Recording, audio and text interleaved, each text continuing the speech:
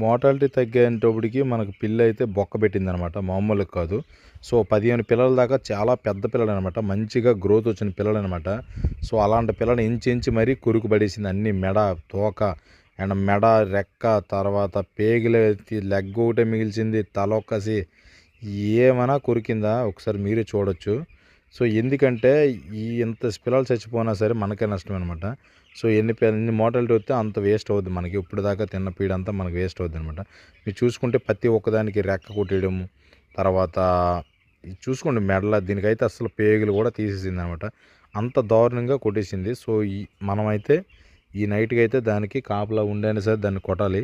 So అది కొట్టిన తర్వాత మీకు మళ్ళీ వీడియో అప్లోడ్ చేస్తాను ఫ్రెండ్స్.